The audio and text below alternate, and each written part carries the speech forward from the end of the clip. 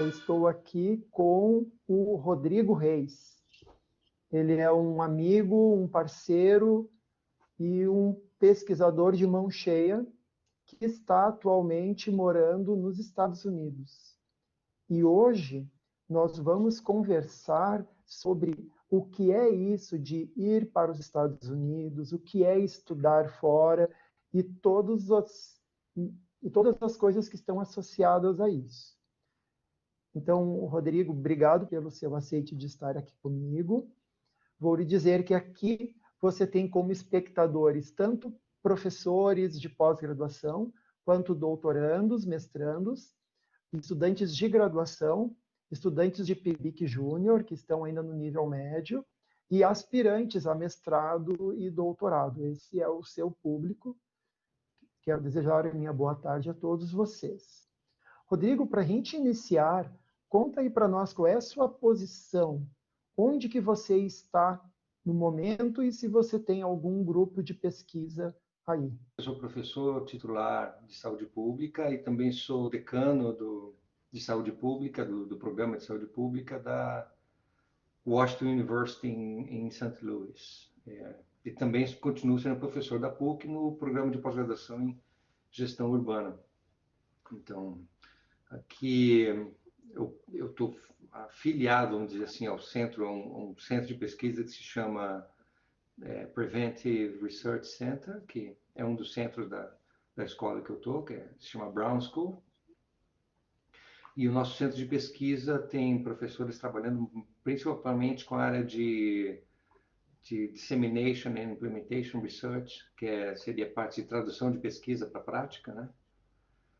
Na área de saúde pública, e tem outros, vamos dizer assim, um subgrupo de professores que trabalha bastante com atividade física, que sou eu, a Amy Eiler, a Débora Salvo e o próprio PI, o coordenador do grupo também, o Ross Brownson, trabalhou muito com isso. Enfim, a estrutura é um pouco diferente do que a gente pensa de grupo de pesquisa no Brasil, não é bem o que é grupo de pesquisa aqui, né? Mas eu vou ter tempo de explicar um pouco essas diferenças depois. Uhum. Mas, no momento, você tem orientandos aí? Eu tenho... É que o sistema de grupo de pesquisa aqui não funciona com base de orientação, né? Até os alunos de mestrado e doutorado são meio protegidos de ter muito tempo trabalhando como projetos, né? Eles têm... O sistema de pesquisa aqui ele é sustentado em gerentes de projeto e a gente contrata pessoas para trabalhar no projeto. Então, e no Brasil, o sistema de pesquisa é sustentado no trabalho de mestrandos e doutorandos, né?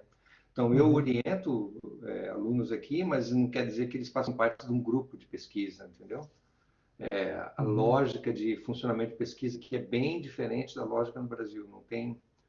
Não tem muita comparação mesmo. Que aí, basicamente, a pesquisa é feita com o professor, o pós-doutorando, o doutorando, o mestrando, o PIBIC, tem essa hierarquia e essa cadeia. E aqui, a pesquisa basicamente depende de você ter recursos, contratar pessoas, geralmente tem um gerente de pesquisa que você contrata, um coordenador de pesquisa que você contrata, e você subcontrata. Você pode contratar, por exemplo, eu tenho agora alunos que eu contratei para trabalhar em duas atividades e tal. Então, a pergunta é boa, mas a comparação é muito difícil, porque são sistemas muito diferentes. Porque também, quando eu iniciei na PUC, que eu não tinha um grupo de pesquisa, eu pedi para o Rodrigo se eu poderia participar do grupo dele ainda na PUC, para eu ter uma ideia de como que as coisas fluíam, enfim, né? Então, como você foi a primeira pessoa que eu tive contato com um grupo de pesquisa estruturado, não tinha como eu não fazer esse tipo de pergunta, como que é aí, né? Como que é a onda aí? Mas daí não teria uma comparação direta para nós, né, Rodrigo?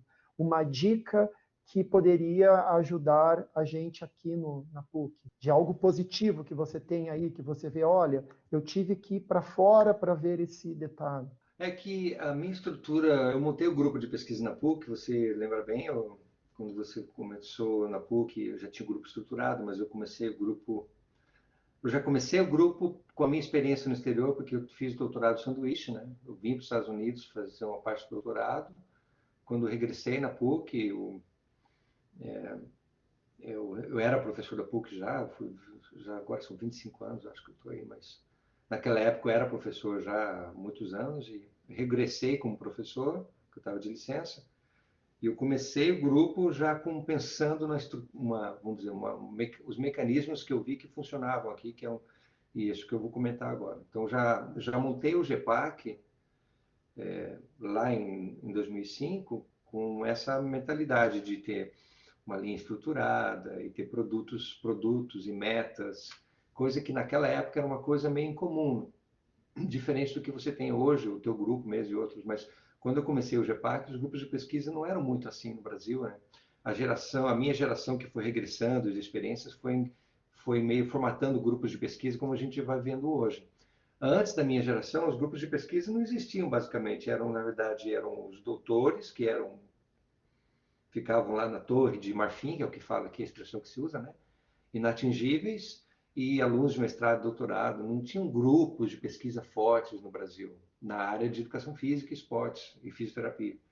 Você tinha pesquisadores fortes, mas não tinha grupos de pesquisa muito fortes.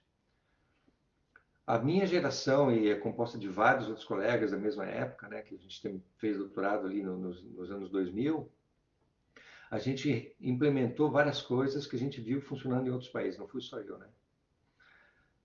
E isso agora, para mim, agora que eu sou professor aqui, e já são 4 anos que eu estou aqui coordenando o programa, né? Eu coordeno o mestrado de saúde pública aqui e o programa. Eu acho que uma coisa que é bem distinta aqui do Brasil é que o mestrado aqui é muito focado para desenvolvimento de habilidades e conhecimentos para a pessoa poder trabalhar, isso via de regra, né? E o doutorado é bem focado em pesquisa mesmo. Diferente no Brasil, que a gente começa na graduação, preparar o aluno para a pesquisa. Aqui não é bem assim. Então, qual que é a principal diferença que eu vejo, que eu acho que pode ser benéfica, que seria benéfica para o Brasil? Eu acho que falta mais investimento em formação de mestrado e doutorado, pensando nas demandas sociais e demandas de trabalho. Eu acho que é uma coisa que a gente não faz muito bem ainda. O teu grupo faz bem isso porque você tem essa visão, né?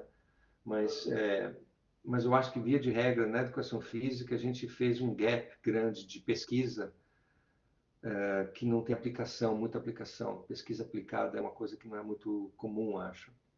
Uhum. E até essa própria distinção, o que é pesquisa aplicada, o que não é, que aqui não existe muito essa distinção, né? A não ser que você vá para a pesquisa básica mesmo, vai trabalhar em genética, química e tal, né? Mas, por definição, todo mundo que trabalha em esporte, saúde pública, que é o meu caso, a gente faz pesquisa aplicada por definição. Então, acho que essa é uma coisa que a gente não pensa muito bem, talvez, no sistema nosso de pós-graduação, e a gente está, aos poucos, recuperando, né? As novas discussões que estão acontecendo aí estão indo nesse sentido. Outra coisa que eu acho que é importante é que eu acho vantagem no Brasil, que é que a gente tem uma proximidade muito grande com os alunos, né? E por necessidade, porque o sistema nosso depende dos alunos no Brasil. Então, por necessidade, você tem proximidade. Aqui não, aqui você tem um distanciamento grande, pessoal, né? Porque é bem mais profissional. E essas linhas no Brasil, elas se atrapalham às vezes, né? Então, na hora de você deixar claro o que é o objetivo, o que você tem que alcançar, tem um lado mais passional que é bom, porque a gente cria uma coesão de grupo, né? Mas é ruim porque acaba atrapalhando um pouquinho no desenvolvimento profissional mesmo do aluno, porque ao final das contas, o que a gente quer é formar o aluno no Brasil ou aqui para que ele prossiga, né? De maneira independente, né? E eu acho que a gente não desmama muito no Brasil. A gente cria uma dependência, uma codependência, né? Eu acho. Então, acho que ter uma visão mais profissional, acho que ajuda um pouco nisso, talvez. E você acha, Rodrigo, que essa visão mais profissional, ela também poderia partir como se fosse um contrato no início de um processo de mestrado, doutorado, que fosse conversado essa parte técnica ou mais burocrática antes de dar início ao projeto? Sim, eu acho que tem que ficar claro uma coisa que eu aprendi a fazer melhor aqui. E vejam, quantos anos eu sou professor no Brasil e né, graduação, mestrado, doutorado, coordenador de curso, toda essa coisa toda. Eu só fui fortalecer agora, nos últimos anos aqui, é deixar claras as expectativas de ambas as partes. E a gente não faz muito bem isso porque na nossa cultura a gente não coloca as coisas bem claras, né? Porque a gente tem medo de magoar e tal. Então, mas acho que deixar expectativas bem claras e o aluno deixar claro quais são as expectativas que ele tem frente ao programa de mestrado, doutorado, ajuda as duas partes, entendeu? Porque daí você ajuda o aluno a se desenvolver naquilo que ele precisa. O aluno também tem ideia do qual é o papel dele no processo, né? E no grupo, por exemplo. E não sei se isso aplica a você, né, Dudu? Mas para mim, certamente foi um crescimento que eu alcancei mais aqui agora. Uhum. Rodrigo, tá bem legal essa conversa, mas eu queria só trocar um pouquinho o tema e fazer uma seguinte pergunta para você.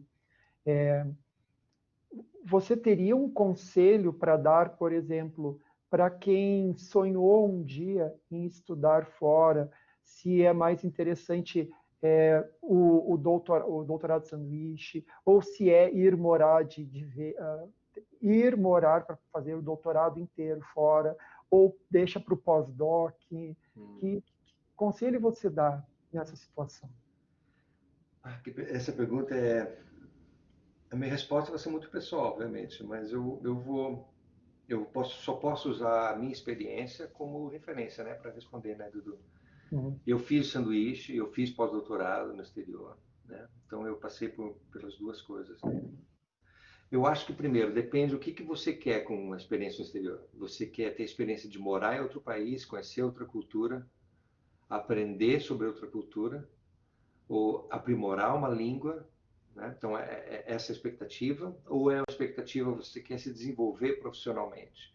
Você quer, você quer usar a experiência lá para você se desenvolver profissionalmente e conseguir uma vantagem profissional e acadêmica em relação aos demais, por exemplo, né? Acho que essa é a primeira pergunta que eu me faria, eu acho.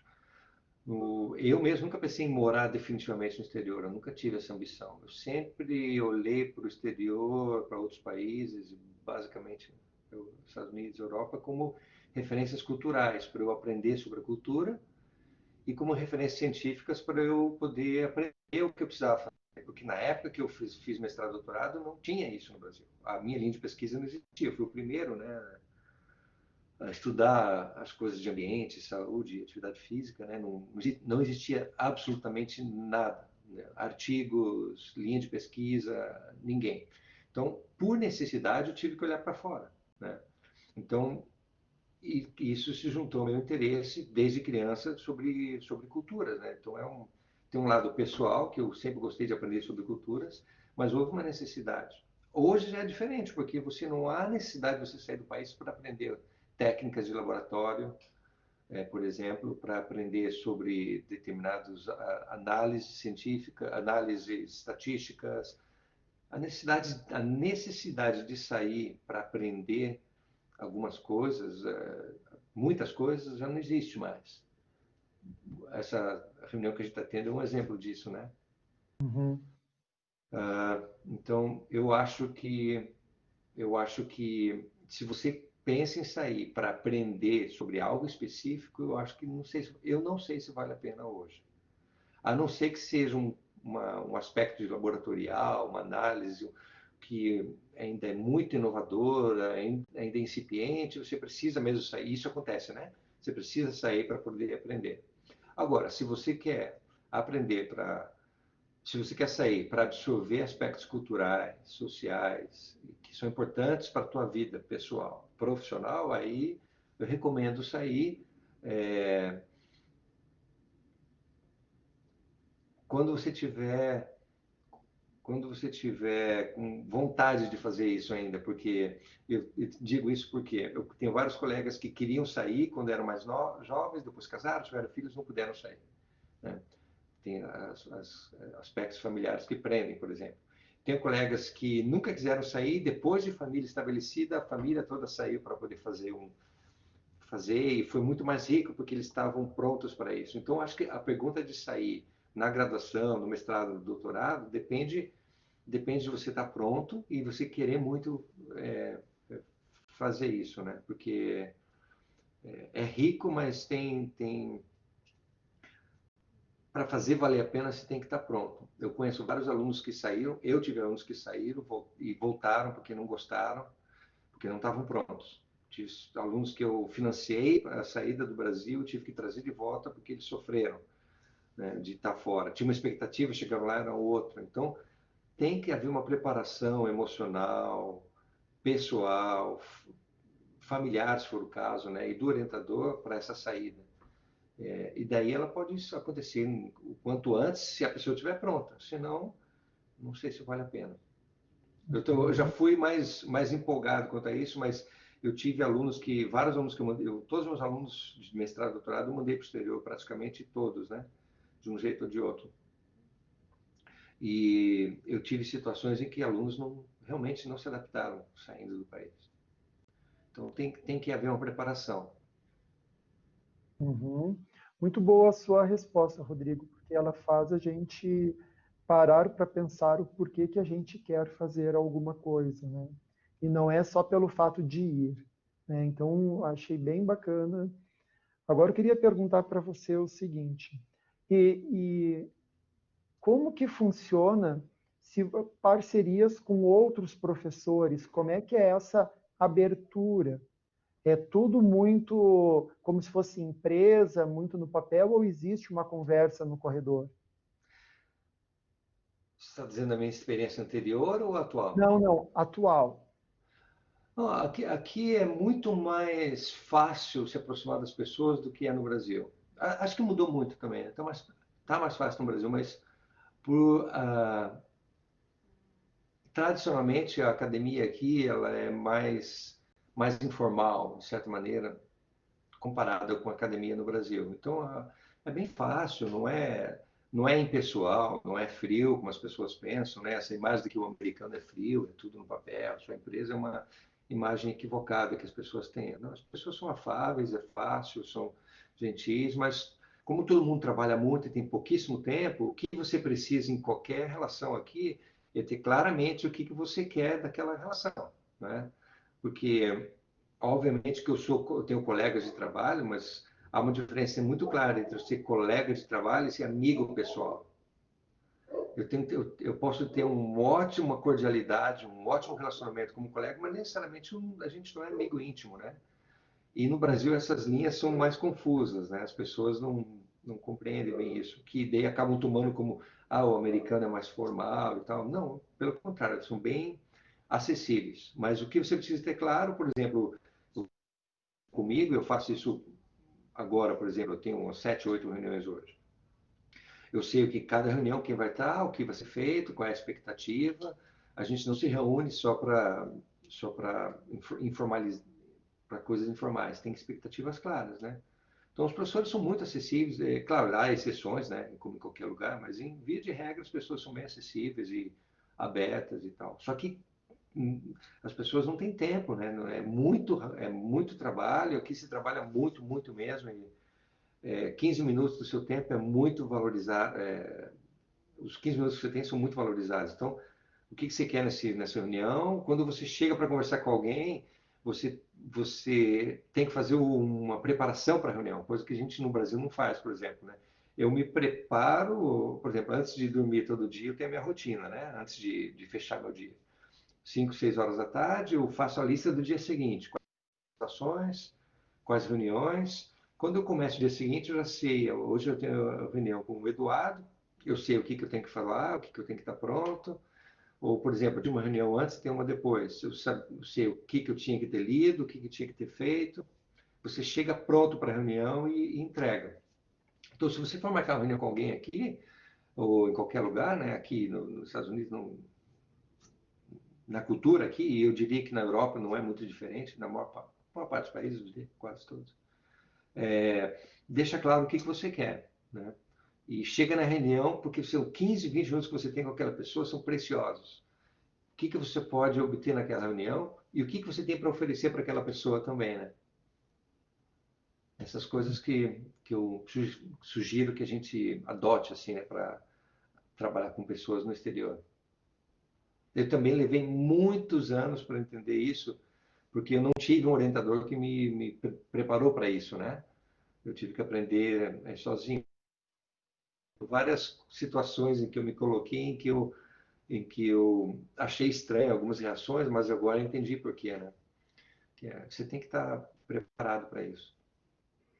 Bom, então eu fiz a lição de casa quando eu disse para você qual era o assunto que queria conversar e um pouco do que eu esperava de você. Então é por esse caminho mesmo. É isso aí. Ah, tá legal. Rodrigo, quando a gente olha uma pessoa, a gente acaba olhando os aspectos bem-sucedidos, né? Por isso que a gente diz que a grama do vizinho sempre é mais verde, né? Mas conta para nós, existiu alguma barreira, existiu alguma etapa que você teve que vencer para estar na posição que você está agora? E eu falo essas barreiras com um país estrangeiro, né? Uhum. Antes de eu vir para cá, você está falando para eu Olha, chegar aqui? o processo. E daí, já nessa pergunta, Hum, não sei se você tem esse pensamento, mas algumas pessoas falam dessa maneira, que o hum, brasileiro, às vezes, se sente menos valorizado, se põe numa posição mais abaixo, meio patinho feio na história. hum, hum, Então, todo esse processo, porque mesmo que a gente não seja, a gente escuta tanto as pessoas falando que às vezes a hum. gente chega a acreditar que nós somos um patinho feio, né? É, Como que é. foi essa exposição para você e as barreiras aí? E como que você passou essas barreiras? Olha, bom, só tive barreiras até chegar aqui, né? Não dá para. Eu não falava inglês, eu não vim de família que eu não tive condições, né? Não estudei em escola pública, enfim. Mas eu tive uma educação muito centrada em leitura, né? E tal. E sempre quis aprender outra língua. Então eu sou autodidata, eu aprendi inglês sozinho. Então a primeira barreira foi aprender inglês. Eu tive que aprender inglês fazendo tradução sozinho, tradução de música, lendo dicionário, escrevendo, escrevendo carta. E né, não fiz nem curso, porque eu não tinha dinheiro para pagar, né? Então a primeira grande barreira é a língua, né? Que hoje em dia, nossa, hoje tem tanto recurso, é tão mais fácil, né? Então essa é uma barreira que eu acho que eu diria que de todas considerando a minha história pessoal, considerando o meu momento no Brasil, em que é na pré-internet, pré-celular, né? E pré-importação, mercado fechado, né? Um mundo que a turma que está aí não conhece. Essa foi certamente a primeira e maior barreira para comunicação, né? Comunicação foi a principal barreira. Então, eu acho que isso se associa com o que você falou das pessoas se sentirem inferiores ou se sentirem diminuídas, é pela dificuldade de se comunicar, né? E é frustrante. Hoje em dia, claro que eu não sinto mais isso, mas durante anos ainda, isso já arranhando no inglês, quando ia para conferência, eu falava inglês muito mal, mas eu fui apresentar no American College, all daqueles, enfim, esses eventos famosos aí, eu falava muito mal inglês, eu me sentia envergonhado, nervoso, né? Passava mal, ia no banheiro. Todas as experiências emocionais que você imagina de tensão por causa da comunicação. Então, eu acho que passar a barreira da comunicação fica tudo mais fácil, né? Segunda barreira, eu acho importante que vou dizer que são duas, né? A primeira é a língua e comunicação. E a segunda é a rede de colaboração, né? Essa é uma barreira que você constrói aos poucos, né? O relacionamento com pesquisadores tem que ser cultivado, e isso eu já comentei isso em em outros momentos, e recentemente num webinário que eu fiz, que, vou dar um exemplo, a gente vê no Brasil, eu fui criado no ambiente acadêmico, e que ainda acontece, o que eu vou comentar com vocês, que congresso é meramente um encontro para as pessoas terem tempo de lazer quase, né? Então, você prepara um post, tem um resumo, vai lá, apresenta e vai embora do congresso. E, e demorou um tempo para eu entender que congresso é um encontro científico em que você estabelece os relacionamentos, e você cultiva relacionamentos, e você projeta e estabelece objetivos em comum com outros colegas, né? Então, cada oportunidade que você tem de interação, seja num congresso, seja numa conversa como essa, é uma maneira de você estabelecer relacionamentos, né? Então, essas são as duas barreiras que todo o restante, escrever artigo, publicar artigo, fui pesquisador de produtividade, passar em concurso, todas essas outras coisas para mim, são decorrentes dessas duas coisas, né? Comunicação e relacionamento. São as duas ferramentas que são as duas habilidades, a habilidade de se comunicar, a habilidade de se relacionar, que eu acho que foram determinantes para superar os obstáculos. Se eu fosse nomear aqui os obstáculos para vocês, ia dar 2 horas falando de tantos exemplos que eu tive, mas são de uma outra época também, mas eu tive vários exemplos de obstáculos, de gente não querer me atender, de eu ir na Unicamp e não, aqui a gente não quer trabalhar com esse tipo de pesquisa, de eu bater na porta de gente graúda, né, do Brasil, que não quer te atender, de te tratar mal, essas coisas acho que mudaram um pouco, né? Tive gente rasgando, na minha dissertação teve gente que, um dos caras da banca rasgou a teoria que eu escrevi lá, ecológica, que é o que eu trabalho até hoje, né? 26 anos trabalhando com isso. Então, essas coisas todas são hoje, como falam, anedotas, né? Uhum. Mas tudo aquilo ali, para mim, eu nunca me abalei com porta fechada, cara amarrada, ou não entender o que está falando e tal, porque eu tive muito claro o que eu queria de objeto de pesquisa, eu sabia o que eu queria fazer, mas só foi possível por causa dessas duas coisas, né? Chegar aqui foi decorrência disso, eu diria. Eu posso contar detalhes do que você quiser, mas diria que essas são as duas coisas mais importantes. Daí as barreiras ficam, claro, leva tempo, né? Uhum. Você tem que ter muita clareza do que você quer e tem que ter muita segurança do que você está fazendo. Essas duas coisas você faz por conta própria, né? Você desenvolve a tua autoconfiança com isso aí, né? Tá. Então, essa coisa de falar assim, que eles vão olhar para quem não é americano, que é um latino-americano como um cucaracha, essas coisas, não, isso não. É só de Eu, filme americano que a gente vê, mas na é que academia é eu acho assim, o ambiente acadêmico é diferente da sociedade em geral. Então, aí no Brasil, a gente vive o grupo de pesquisa aí na PUC. É uma bolha dentro da sociedade, né? Em volta dessa bolha você tem todo um monte de coisa acontecendo. Bolsonarista, antibolsonarista, brigas, é, grupos radicais, posicionamentos que são mais complicados, né? E a sociedade, essa bolha que a gente vive, ela acaba sendo afetada um pouco por essas percepções, né? Mas ainda assim é um ambiente muito mais elevado de relacionamento, né? Aqui não é diferente. Na academia, o nível de relacionamento é diferente, né?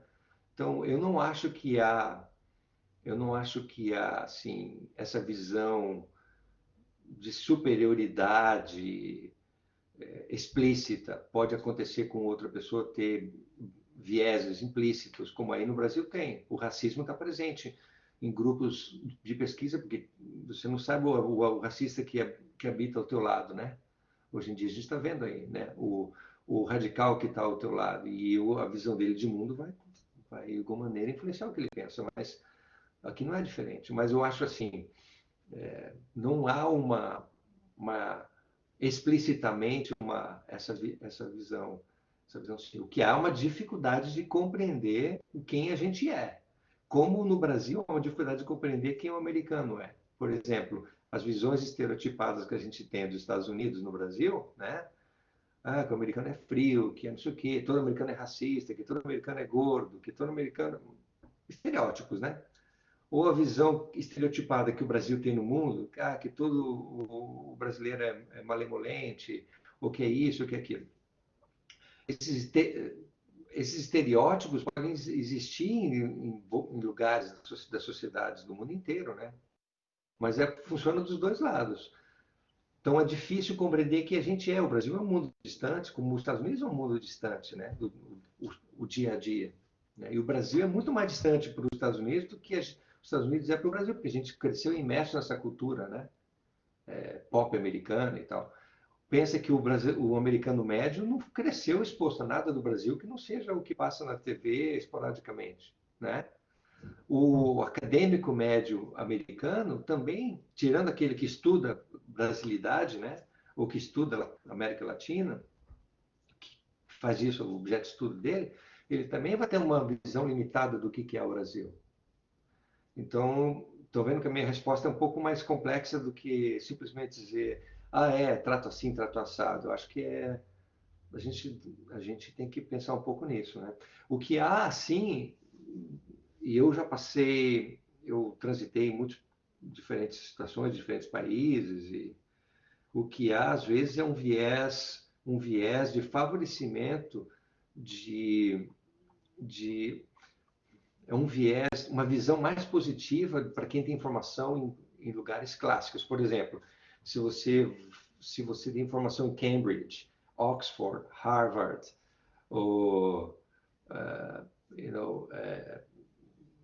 enfim, instituições clássicas, você no mundo inteiro é percebido, você veio de Cambridge, você veio, né? Agora você fala, eu sou da PUC do Paraná, que ninguém conhece a universidade, então demora um pouco mais para a pessoa conectar com você. Então acho que esse viés existe, mas é um viés que não é só um viés no mundo inteiro, né? Eu participei de situações em colegas na comunidade, na Commonwealth, que é a comunidade britânica, em que explicitamente eles favorecem quem é formado na Commonwealth, né?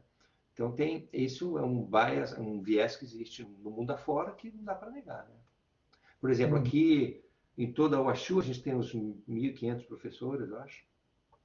Tem gente do mundo inteiro, mas acho que só tem eu formado com mestrado, doutorado do Brasil. A maioria tem outros três ou quatro brasileiros em todo o campus, três brasileiros. Comigo são três. Mas outros dois brasileiros, eles migraram para cá e fizeram mestrado e doutorado aqui, né? Então é muito difícil alguém que vem com titulação de outro país passar o sistema aqui para ser professor, porque não conhece o sistema como funciona, né? Então tem tanto um lado de ser complicado eles entenderem de onde a gente vem, como para a gente é difícil entender o funcionamento do sistema acadêmico aqui se você não veio do sistema. A resposta foi longa, Dudu, mas não sei se ajudou. Mas ajudou sim, Rodrigo, porque, de novo, né, quem não está do outro lado fica com uma visão estereotipada que precisa ter alguém da nossa cultura que viveu a outra cultura para explicar para nós o que significa tudo isso. Então, está sendo super boa. Eu queria lhe fazer a pergunta, a gente já está chegando próximo do final, é uma de coisas boas, assim, para a gente pensar no que tem de legal. Então, conta para nós, assim, quais são as vantagens, o que tem de legal, o que tem de bacana. Você já falou algumas coisas, mas conta mais, de repente, um dedinho fora da academia, mas só para a gente ter uma ideia de um lado legal, assim, de estar nos Estados Unidos. Olha, eu tenho uma visão bem crítica do mundo hoje em dia, tem um pé no Brasil, um pé nos Estados Unidos, né? Eu acho que tem coisas boas aqui, ruins, e coisas boas e ruins no Brasil. Então, eu acho que, do ponto de vista profissional, eu acho que existe um certo cuidado e respeito que não é tão comum no Brasil. Acho que isso é um lado bom, assim. Acho que existe um cuidado, um respeito entre os colegas, entre colegas entre professores e alunos, entre funcionários e alunos. Existe consideração, uma cordialidade que estava se perdendo bastante nos últimos anos, eu percebi, né? Claro que tem a pequena política, como tem em qualquer lugar, as micropolíticas de grupo e tal, como existe, mas existe um respeito ao espaço do próximo, assim, que eu acho que no Brasil é muito difícil. Eu vou dar um exemplo, né? É inconcebível imaginar aqui se resolver coisas por WhatsApp, né? Ninguém faz isso aqui. Resolver coisas por mensagem, né? As coisas são institucionalizadas, a gente tem reunião, formaliza tudo, né? Você tem o respeito de o espaço do outro, o horário do outro, né? Quando você diz, olha, eu não posso fazer isso, a pessoa vai entender que você está falando que não pode, porque não, realmente não pode, a pessoa não respeita o teu espaço. Esses limites eu acho que são mais complicados, profissionalmente falando. E claro, tem, tem assim, uma coisa interessante de trabalhar com gente que é realmente o melhor do que faz no mundo inteiro, né? Na universidade aqui está entre as 20 melhores do mundo em várias coisas, né? Tem quantos gente vários ganhadores de prêmio Nobel aqui da medicina aqui. Então essa é uma coisa interessante, você está do lado da pessoa que é assim, né? Eu acho que isso é uma coisa legal. Pessoalmente, eu acho que uma coisa que tem sido, que marcou para mim bastante, que eu nem pensava tanto, é que há uma tranquilidade aqui no dia a dia, que não tinha tanto no Brasil mais. Mesmo eu sou apaixonado e Curitiba é a minha terra e eu amo e vou amar sempre, né? E sinto falta de Curitiba todos os dias quando eu acordo. Mas, por exemplo, não tem muro, não tem grade na janela, né? Essas coisas. Tem violência, tem criminalidade, roubam coisa, roubam carro, né? Mas enfim, eu falo com os vizinhos se conhecem, cumprimentam. Se eu precisar fazer alguma coisa, olha, eu estou viajando, pede para o vizinho cuidar da casa. Aquelas coisas que na minha infância eu vivi e não existe mais no Brasil, do qual eu estava, né? Isso é uma coisa boa, assim, né? O fato de você poder ouvir o vento batendo, né? Sair na rua, eu vou caminhar na rua, vou correr na rua e tal. Então Uhum. tem coisas interessantes, né? Mas claro, tem coisas horríveis também, tem coisas terríveis. O que a gente tem passado o passar nessa gestão do Trump tem sido uma coisa insuportável. A questão do racismo estrutural aqui explícito, que no Brasil é menos explícito, é uma coisa que agride a gente. E eu sou imigrante, né? Eu passei de ser uma pessoa de classe média alta branca no Brasil para ser uma pessoa de classe média de cor nos Estados Unidos, que é bem diferente, né? Então, você está exposto àquelas situações em que você pensa duas vezes, né? Em várias coisas. Eu passei a entender melhor o que é racismo e o que é sexismo e o que é empoderamento, morando aqui, né? Porque eu fiquei exposto ao contrário do que eu estava no Brasil, né? Eu tenho repensado sobre muitas coisas, atitudes e situações que eu vivi que eu faria diferente hoje no Brasil, porque estou exposto aqui, né? Então esse é um lado muito pesado aqui que o St. Louis é um centro, né? A gente teve riots aqui há uns 4, 5 anos atrás, famosos aí, né? Em Ferguson, que é 15 minutos daqui, e ainda é, né? Porque a cidade é basicamente branca e são 50%, e 3% de latinos aqui, né? Então essas situações são mais difíceis de lidar pessoalmente, mas elas fazem a gente crescer também, né, Dudu? Uhum. Então, a gente está chegando ao final, eu agradeço Eu bastante, tenho aqui, Rodrigo. eu tenho umas 15 minutos aqui, pode usar à vontade. Tá, das perguntas formais que eu gostaria, a gente já está chegando no final, mas queria falar um outro assunto que é assim, quando nós nos conhecemos profissionalmente, mas bastou conversar umas 3, 4 vezes e nós já descobrimos algo que nós temos em comum, que é uma paixão pela música. Então, aqui no Brasil a gente se permite isso. Você era meu chefe na época, mas nós conversávamos de maneira horizontal do ponto de vista da música. Ela nos uniu, foi o que mais nos uniu, foi a música, né?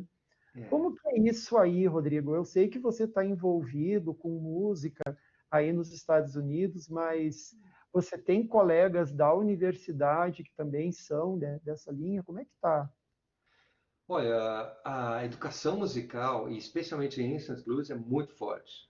Faz parte das escolas, né? Então, a tradição, você conhecer alguém que toca instrumento aqui no Brasil é uma coisa meio.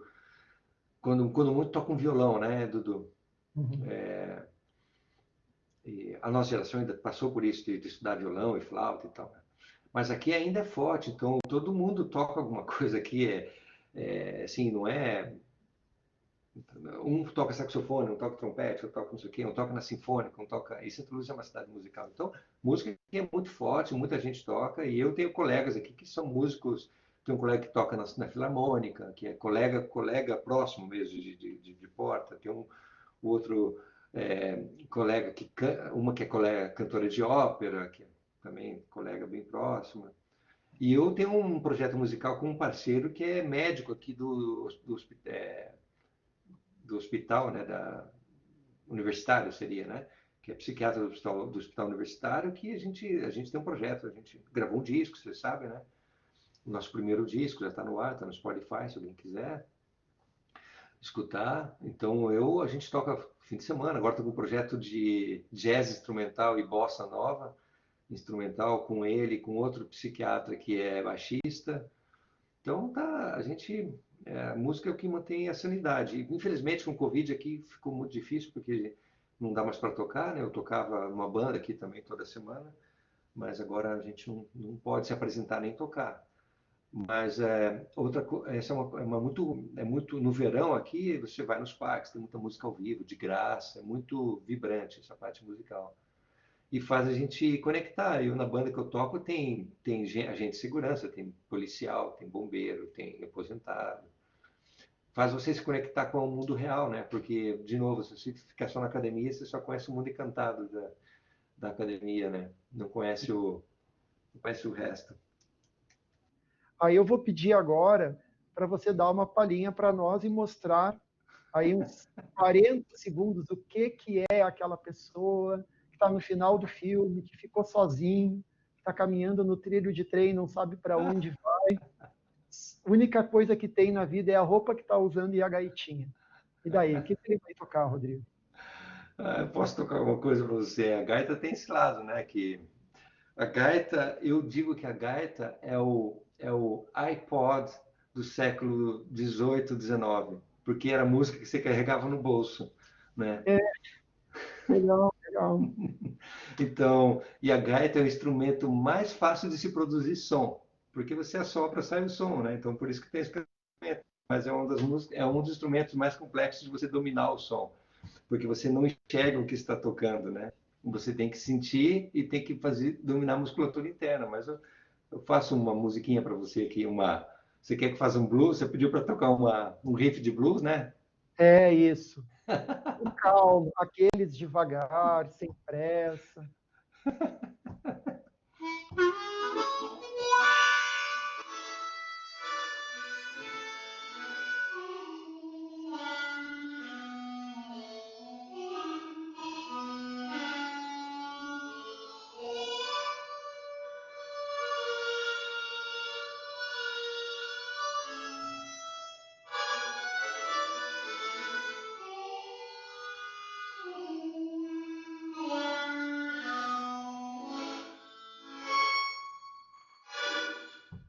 Meus parabéns, que legal ver o meu amigo cada vez com uma técnica melhor.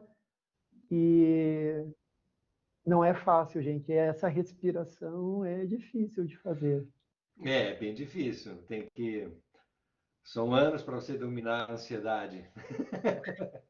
Porque você Mas, não pode, você não pode soprar a gaita, você tem que respirar na gaita. claro. Então acalma a pessoa, né? Então quem quiser se acalmar um pouco pode tentar praticar, né? É uma boa, né, Rodrigo?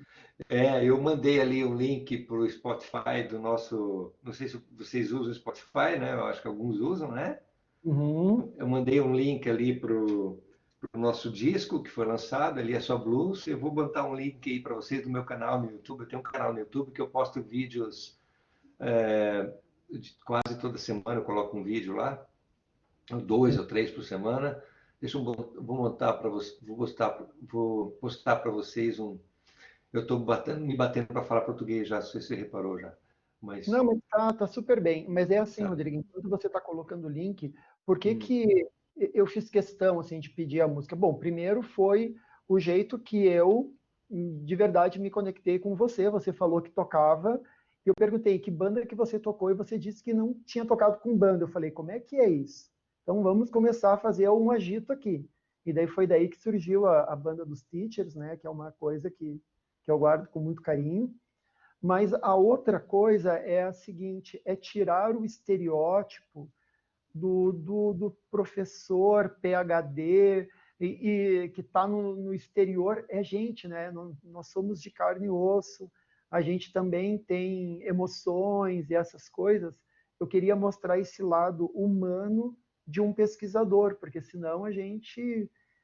Eu quero quebrar essa barreira. Né? Eu quero que cada vez as pessoas sintam mais vontade de quererem estar na pesquisa, porque é uma coisa legal. A gente se realiza também trabalhando. Eu acho. Não, eu leio bastante sobre. Eu leio muitas biografias, e o meu hobby de leitura é história, né? Na verdade, não sei se você sabia disso, né? Mas história e geralmente geografia e política é o que eu leio, né? Mas um traço comum a vários pesquisadores, e principalmente pesquisadores, né, quem você imaginar assim, né?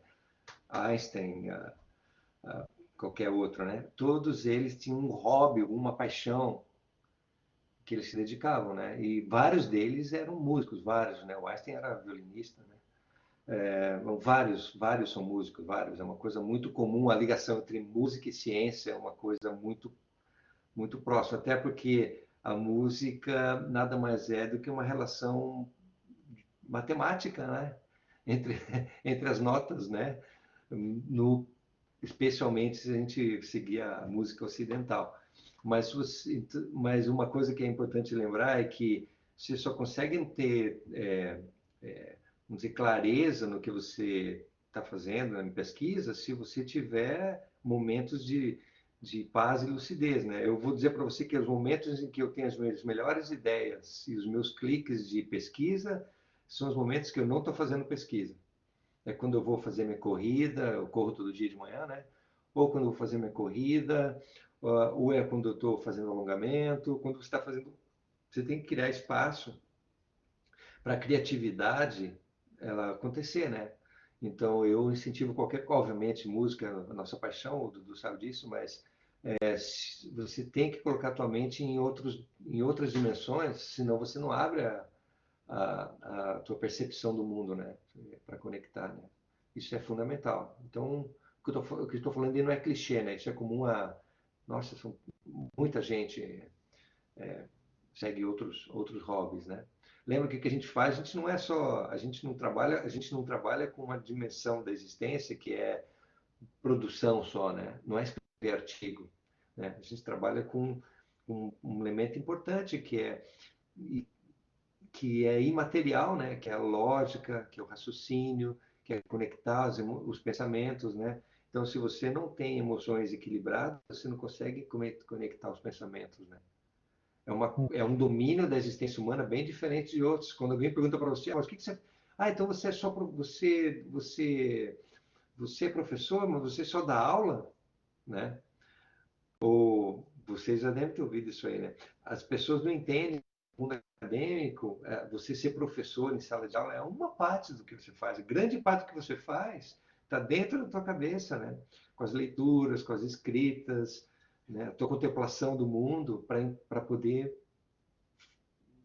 explicar o mundo ao teu redor. Que o que o pesquisador faz é isso, né? Hum.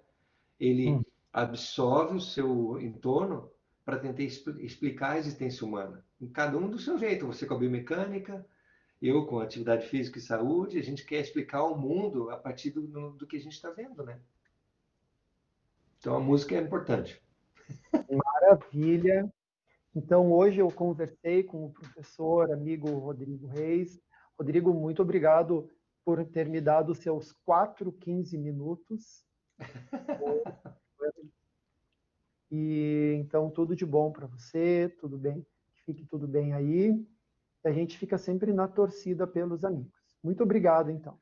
Obrigado, Du. Eu tinha planos de ir para o final do ano agora visitar todos, mas com a pandemia não pude, né? Ano que vem eu vou estar por aí. Eu ofereço uma disciplina todo ano aí no programa de gestão urbana e eu vou divulgar para vocês e os alunos são bem-vindos para assistir. E também estou recrutando alunos aí para o mestrado e doutorado, candidatos que queiram estudar comigo, saúde e cidades são bem-vindos, né? Eu estou orientando no mestrado e no doutorado lá. Me procurem se quiserem. Foi Tá muito bom certo. bom ver vocês.